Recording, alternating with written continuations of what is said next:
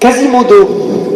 Vous connaissez tous ce nom-là, Quasimodo, le célèbre carillonneur bossu de Notre-Dame de Paris, imaginé par Victor Hugo. Et évidemment, l'incendie de la cathédrale a tout d'un coup remis en lumière ce monument de notre littérature, et qui en son temps d'ailleurs avait fait redécouvrir l'art gothique et puis la cathédrale de Paris. Mais peut-être ignorez-vous que Victor Hugo a choisi ce nom, un peu bizarre, Quasimodo, d'un mot de la liturgie catholique, un mot latin. C'est le premier mot du chant d'entrée de l'introïte grégorien, justement de la messe de ce deuxième dimanche de Pâques. Quasimodo geniti infantes, Alléluia, etc., etc. Voilà. Quasimodo geniti infantes. De la même manière que des enfants nouveau-nés. Louane, Chanceline et Adria, c'est précisément ce qui se passe pour vous aujourd'hui. En ce dimanche de Quasimodo, un des noms les plus anciens que l'on ait donné à ce dimanche, vous allez devenir justement des enfants nouveau-nés. Le baptême que vous allez recevoir, c'est une nouvelle naissance. Vous allez renaître de l'eau et de l'Esprit Saint. Désormais, vous aurez 2 jours d'anniversaire. Mais celui de votre baptême sera de toute façon le plus important. Voilà. Alors, on appelle ce dimanche aussi le dimanche in albis. En latin, ça veut dire le dimanche en aube. Ça veut dire le dimanche en blanc. Et vous êtes déjà habillés de blanc, mais vous allez recevoir tout à l'heure le vêtement du baptême que vous avez peut-être vu juste derrière vous, Chanceline et Adrien. L'une de nos nouvelles baptisées de Pâques porte déjà ce vêtement blanc et elle a fait la procession d'entrée avec nous. Comme tout à l'heure, vous, puisque vous aurez part à la vie du Christ en étant baptisé, vous ferez la procession de sortie avec nous. Ce vêtement blanc que vous allez recevoir, signe de votre dignité. Alors on peut considérer peut-être 3 points qui peuvent aujourd'hui être importants pour nous. Saint Thomas, que nous venons d'entendre dans l'Évangile, on s'obstine à le faire passer pour un incrédule. Moi, vous savez, il y a des gens qui viennent nous voir, les prêtres ou les diacres, avec un air entendu, quasiment triomphateur, et qui nous disent « Ah, vous savez, mon père, moi je suis comme saint Thomas, je ne crois que ce que je vois. » Les pauvres. En croyant faire là un trait d'intelligence définitive, en fait, ils ne réussissent qu'à montrer, d'une, leur ignorance crasse de l'écriture sainte, de 2, leur manque de lucidité rationnelle. Je m'explique. D'une part, ce que la Bible nous dit de saint Thomas, c'est sa foi, avant tout, la plus grande foi de tout l'Évangile. On va y venir. Et puis, d'autre part, si je dis, moi, je ne crois que ce que je vois, eh bien c'est tout simplement stupide. Parce que vous et moi, il y a des tas de choses que nous n'avons jamais vues de nos yeux, mais que nous croyons. Vous avez déjà vu une équation mathématique, vous? Vous avez vu déjà monsieur 2 et monsieur 2 qui font monsieur 4? Non, c'est des abstractions, ça. Et puis, est-ce que vous avez déjà, tout simplement, vu ou dîné avec Louis XIV, vous? Moi, pas, hein. Même s'il y a des gens qui sont très très vieux parmi nous, je ne pense pas qu'ils aient vu Louis XIV en personne. Mais pourtant, personne ne remet en cause son existence. On s'appuie sur ceux qui nous ont dit que, et on leur fait confiance, et on fait confiance aux historiens. Dans une vie humaine, il y a beaucoup plus de choses que nous croyons que de choses que nous savons parce que nous l'avons touché. C'est sûr. Des certitudes palpables, il suffit d'y réfléchir un peu, il n'y en a pas tant que ça. Ben, la foi, c'est justement une confiance. La foi, ce n'est pas d'abord des énoncés théologiques qu'il faudrait connaître par cœur, ou une conduite, tu dois te tenir comme ci, comme ça. C'est pas ça la foi chrétienne. C'est une relation avec le Christ, une relation du cœur, un élan qui vient de Dieu, parce que la foi nous est donnée par Dieu, c'est une vertu théologale, mais auquel je réponds, qui se propose à mon amour, à ma liberté, qui ne s'impose pas. Dieu n'impose pas des soi-disant preuves implacables de son existence. Les gens qui disent à Dieu « si tu existes, prouve-moi-le », ben, ils n'ont aucun désir d'établir une relation avec lui. Ils veulent des preuves. Comme dit Saint Pierre. Saint Pierre, il dit « vous l'aimez sans l'avoir vu ». Sans le voir encore, vous mettez en lui, en ce Jésus, votre foi. Vous comprenez, tant qu'on veut des preuves, on n'est pas vraiment dans l'acte volontaire d'aimer, de croire la personne qui est en face de nous, de lui faire confiance. La logique des preuves, d'ailleurs, elle ne nourrit pas le cœur. Elle ne suscite pas nécessairement notre adhésion. Elle la bloque même plutôt. Peut-être que vous connaissez ce qui s'est passé pour Émile Zola. Émile Zola n'était pas croyant. Il est allé à Lourdes parce qu'il voulait voir ce qui se passait là-bas. Et il s'était dit, j'aimerais vraiment voir un miracle. Figurez-vous qu'il a vu un miracle.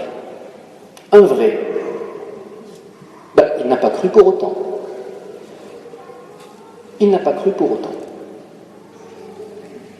Regardez dans un couple, tous là qui êtes mariés, si votre conjoint vous dit « prouve-moi que tu m'aimes », ben, qu'est-ce qu'il fait? Il ne fait que verbaliser son manque effectif de confiance en vous. Et la personne qui entend cela, « prouve-moi que tu m'aimes », ben, elle se sent plutôt blessée d'une telle demande, non? Ça blesse l'amour, en fait, ce genre de tribunal-là. Et ce qui me frappe chez saint Thomas, à ce titre-là, c'est qu'en plus, il veut une preuve, mais c'est l'énormité presque insoutenable de ce qu'il demande. Enfin, mettre la main, le doigt dans les plaies du Christ. Mais quelle horreur! Âme sensible, s'abstenir. Hein. Il y a un tableau du Caravage qui le représente, on a presque envie de tourner de l'œil quand on est devant. Mais vous voyez bien que cette demande de preuve, elle est blessante au sens propre du terme. Jésus d'ailleurs ne refuse pas de se soumettre à cette espèce de geste intrusif là. Mais il propose plutôt à Thomas de croire. Il dit, cesse d'être incrédule, sois croyant, fais confiance. Et tout d'un coup, le mauvais raisonnement de Thomas, la mauvaise idée qu'il avait en tête, lui éclate à la figure. Mais oui, tant que je voudrais des preuves, en fait, je serais incapable d'accueillir une présence, un amour qui est là, devant moi. Il est devant le Christ en personne, et il s'empêche de le voir par les barrières qu'il se met lui-même. La foi, cette foi qui vous conduit au baptême, toutes les trois, et que vous allez aussi recevoir de Dieu, eh bien c'est tout autre chose. Le pape François le dit magnifiquement dans un texte, une exhortation qu'il vient, là, il y a quelques jours, d'adresser aux jeunes, c'est-à-dire à nous tous en fait, puisque vous savez que par le baptême, nous sommes éternellement jeunes, et que nous venons de renaître la semaine dernière. Donc ça veut dire que, là parmi nous, ce que dit le pape François nous concerne tous. Hein. Même ceux qui ont 50 ans par jambe, ils sont concernés. Voilà. Alors écoutez ce qu'il nous dit. Parce que la vie que Jésus nous offre est une histoire d'amour, une histoire de vie, qui veut se mêler à la nôtre et plonger ses racines dans la terre de chacun, cette vie n'est pas un salut suspendu dans les nuages, attendant d'être déversé, ni une application nouvelle à découvrir, ni un exercice mental, fruit de techniques de dépassement de soi. La vie que Dieu nous offre, ce n'est pas non plus un tutoriel avec lequel on apprendrait la dernière nouveauté. Non. Le salut que Dieu nous offre est une invitation à faire partie d'une histoire d'amour qui se tisse avec nos histoires, qui vit et veut naître parmi nous pour que nous puissions donner du fruit là où nous sommes, comme nous sommes et avec qui nous sommes.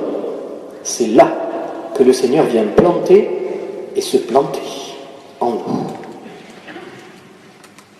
Chanceline, Louane et Adrien, ça, aujourd'hui, ça commence pour vous. Aujourd'hui. Mais pour nous tous qui sommes, bien qu'étant très très jeunes, un peu plus anciens dans le baptême, la question se pose. La foi reçue au baptême, cette foi qui nous est donnée par Dieu et qui touche Dieu, comment je la nourris? C'est-à-dire, finalement, qu'est-ce que je risque dans ma vie pour Dieu? Où est-ce que je lui fais confiance? Quel risque je prends pour lui? Regardez les chrétiens du Sri Lanka la semaine dernière, le risque qu'ils ont pris. Ben, ils ont donné leur vie pour Jésus. Ils ne sont pas là, confortablement, assis dans une église baroque et se dire « Ah, c'est bien, de temps en temps ». Non, c'est toute leur vie qu'ils ont donnée à Jésus. Qu'est-ce que j'engage avec Dieu de moi-même? C'est ça la confiance. C'est prendre un risque. De ce premier aspect découlent deux autres aspects, qui seront plus brefs. D'abord, saint Thomas, peut-être le savez-vous, apparaît 3 fois dans l'Évangile. Et à chaque fois, c'est en rapport, justement, avec la mort et la résurrection du Christ, avec sa Pâque. Au moment de la mort de Lazare, il sait que Jésus est en danger, s'il va à Jérusalem, et il déclare, téméraire, à Thomas, « Allons, nous aussi, et mourrons avec lui. » Après le dernier repas de Jésus, après la scène, il a le courage de poser une question à Jésus, qui a dit qu'il devait partir, qu'il devait s'en aller, qui annonce son départ. Thomas, c'est celui qui lui dit « Nous ne savons même pas où tu vas. Comment pourrions-nous savoir le chemin ?» Il pose une question sur la vie et la mort, là, vous entendez bien. Et c'est là que Jésus lui dit « Je suis le chemin, la vérité... » vous êtes un peu endormi, hein. Bon, alors, je suis le chemin, la vérité... voilà. Et puis enfin, troisièmement, cet évangile d'aujourd'hui que nous venons d'entendre. Comme il n'a pas été présent à la première apparition de Jésus qui était ressuscité, Thomas n'était pas là le matin de Pâques, alors il commence par douter. Non, c'est pas possible. Mais, finalement, ce que nous voyons, c'est qu'il est surtout l'homme d'une grande foi. C'est lui qui, de tout l'Évangile, fait la plus belle déclaration de foi à Jésus. Mon Seigneur et mon Dieu. Il n'y en a pas deux comme lui qui disent cela. Mais il y a encore des gens pour dire « Oui, moi je suis comme saint Thomas ». Non, lisez jusqu'au bout. Mais en fait, vous voyez, il veut toucher la mort de Jésus. Il veut s'approcher de ses plaies.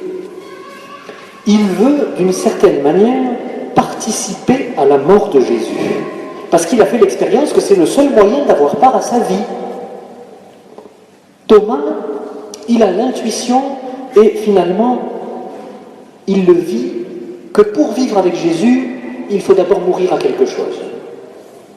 Vous voyez, c'est un vrai chemin de baptême, comme pour Louane, Chanceline et Adrien. Être baptisé, c'est être plongé dans la mort de Jésus et dans sa résurrection. C'est exposer ses plaies, ses blessures, sa vie à celle du Christ. C'est emprunter le chemin qu'il est lui-même, en lui-même. Devenir chrétienne, donc, devenir saint, parce que, mesdemoiselles, vous ne l'apprenez pas, parce que je vous l'ai déjà dit, mais vous savez que si on devient chrétien, c'est pour devenir des saints. Pas d'abord des statues, non. Des saints, des personnes concrètes, comme les personnes représentées par ces statues, qui ont laissé la vie de Jésus changer tout en elles. À tel point que 2000 ans après, parfois, eh bien, leur rayonnement est important. Des amis de Jésus. Eh bien, devenir saint, c'est donc étreindre le Christ pour trouver la vie. Étreindre aussi la mort du Christ pour trouver sa vie, comme le disait un théologien de notre diocèse. Et enfin, du coup, vous aurez compris. Il y a donc quelque chose en nous qui doit mourir. Pour vivre au Christ, pour vivre de sa vie, il y a quelque chose en nous qui doit disparaître, qui ne donne pas de vie et qui ne peut pas emporter. Vous avez entendu la deuxième lecture, le livre de l'Apocalypse, Jean qui dit « Je tombais à ses pieds comme un mort ». Être chrétien, c'est un engagement. C'est pas juste un espèce de vague vernis du dimanche matin, là, par-dessus une vie complètement indépendante, hermétiquement étanche à la parole de Dieu et à l'Église. Non. Persévérer en Jésus, comme dit encore la deuxième lecture, c'est lutter avec lui contre le péché. C'est faire des choix concrets pour l'Évangile, pour le bien, pour le vrai, pour le beau, qu'est Dieu en lui-même, pour les autres. Et ça, c'est ce que Dieu attend de chacun de nous. Et personne ne pourra le faire à notre place. La vie du baptême, la vie de chrétien, c'est pas pour les planquer. C'est pas pour ceux qui s'imagineraient que Dieu ou les autres feraient tout à leur place. Prie pour moi, prie pour moi. Oui, d'accord, mais toi, est-ce que tu viens prier? Par exemple, vendredi soir, nous avons posé la première pierre du futur collège catholique à Saint-Mitre. Ça ne s'est pas fait tout seul. Il a fallu, je suis témoin de cela, qu'il y ait des personnes qui manifestent beaucoup d'énergie, beaucoup de ténacité, beaucoup de pugnacité même, pour arriver à ce que ce collège puisse un jour être réalisé. Et ce sera pour nos enfants demain. Mais il a fallu que des personnes mouillent leur chemise pour ça, pour le Christ, pour ce projet d'éducation. Le pape François le redit encore, « Chers jeunes, nous tous, je serai heureux en vous voyant courir plus vite qu'en vous voyant lent et peureux. Courez, attirés par ce visage tant aimé que nous adorons dans la Sainte Eucharistie et que nous reconnaissons dans la chair de notre frère qui souffre, comme l'hospitalité Sainte-Marthe qui vient aujourd'hui prier, qui s'occupe des malades, reconnaître le visage de Jésus dans celui qui souffre. Que l'Esprit Saint, dit le pape, vous pousse dans cette course en avant. L'Église a besoin de votre élan, l'Église a besoin de vos intuitions, de votre foi. Alors, je termine avec cette belle prière d'Albéric de Palmert, qui écrit de très belles prières, et nous pouvons la faire pour vous, en particulier, Louane, Chanceline et Adria, pour qui aujourd'hui c'est une nouvelle vie qui commence. Alors, peut-être que votre famille ou vous-même, vous rêveriez d'une petite vie pépère, tranquille. Eh bien moi, je demande au Seigneur autre chose. Seigneur, ne nous donne pas la tranquillité. Au contraire, mets en nous l'inquiétude de te perdre. Mets en nous la hâte de nous rendre près de toi, même si nous avons du mal à croire que tu es vivant, lorsque la pierre est nue et le tombeau vide. Mets en nous les nouveaux chemins qui vont au bout du monde, car en toi seul sont les paroles de la vie éternelle. Cette vie éternelle, c'est aujourd'hui qu'elle commence pour vous, mesdemoiselles, auprès de celui qui est notre Seigneur et notre Dieu.